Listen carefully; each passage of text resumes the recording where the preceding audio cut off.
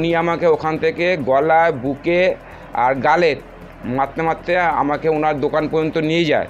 তখন আশপাশ থেকে আরও 3-4, 5-6 জন চলে আসে। এসে তখন আমাকে বলছে, চল মালটাকে তুলে নিয়ে গঙ্গার পাড়ে নিয়ে চল, গঙ্গার পাড়ে নিয়ে চল, তারপর ব্যবস্থা করছি। ওই সময় ডাক্তারবাবু চেম্বার থেকে আমার অসুস্থ দিদি, এই যে দিদি আমার বসে আছে, আমার ওয়াইফ, এরা গিয়ে আমাকে ওখান থেকে উদ্ধার করে নিয়ে আসে। আমি উদ্ধার করে নিয়ে আসে। আমার তখন বুকে খুব পেন হচ্ছিল, আমি তখন ভয় রীতিমতো কাঁপছিলাম। আমি কোনো রকম ওখান থেকে টোটো নিয়ে আমি আমার দিদিকে, পেশেন্ট অসুস্থ, আমি বাড়িও আসতে পারিনি। আমি তখন পাশে আমার এক দাদার বাড়ি ছিল, সেখানে গিয়ে আমি আমার ওখানে এতটা আমি ভয় পেয়ে গেছিলাম যে যদি আমার কালকে আমার ওয়াইফ, আমার দিদি যদি না থাকতো, কালকে যে আমার কি হতো আমি নিজেও জানি না। আপনার স্বামীকে কি মারধর করা হয়েছে? ঠেলতে ঠেলতে রীতিমতন মুখে, ঘাড়ে, গলা এরকম ঠেলতে ঠেলতে ওকে নিয়ে গেছে, মারতে মারতে নিয়ে গেছে।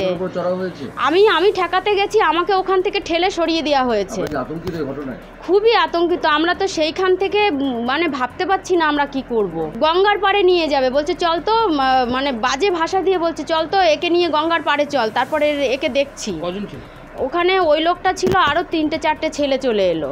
উনি, আমরা পরে জেনেছি যে উনি নাকি ওখানকার প্রাক্তন কাউন্সিলর।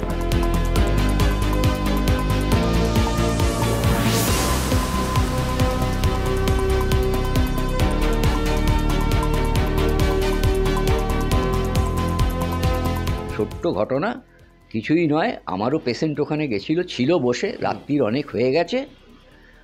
আমি জাস্ট রাস্তা থেকে আমি চাবি বা দোকান বন্ধ, ওখানে আমার দোকান আছে, দোকান বন্ধ করে আমি চাবিটা ওনার কাছ থেকে, আমার পেশেন্টের থেকে নিয়ে আমি বাড়ি আসব। সেই সময় দেখি চেম্বারের দিকে তাকিয়ে দেখি অনেক ভিড় ভেতরে। তা আমি বললাম, এত ভিড়ভাড়টা না করে একটু তাড়াতাড়ি করুন, অনেক পেশেন্ট পেছনে বসে আছে। সেই সময় রাস্তার উপরে দাঁড়িয়েছিল একজন ভদ্রলোক। পরে জানলাম যে উনি একজন টোটো চালক, ওই টোটো চালকেই এসেছেন ওনারা। তা উনি তখন আমাকে সেটা প্রতিবাদ করে, আপনি এটা বলতে পারেন না। আমি বললাম, আমি তো খারাপ কিছু বলিনি ভাই। তারপরে উনি আমার সঙ্গে তর্কাতর্কি শুরু করে দেন। আমি বলি, দেখুন, তর্ক করবেন না, আমি কোনো অন্যায় কিছু বলিনি, অনেক পেশেন্ট বসে আছে, তাই না? তা আপনারা যদি আর দেরি হয়, রাত হয়ে যাচ্ছে, বৃষ্টি পড়ছে, খানিক বাদে রিক্সা পাওয়া যাবে না, যাবে কিসে করে আমার পেশেন্ট?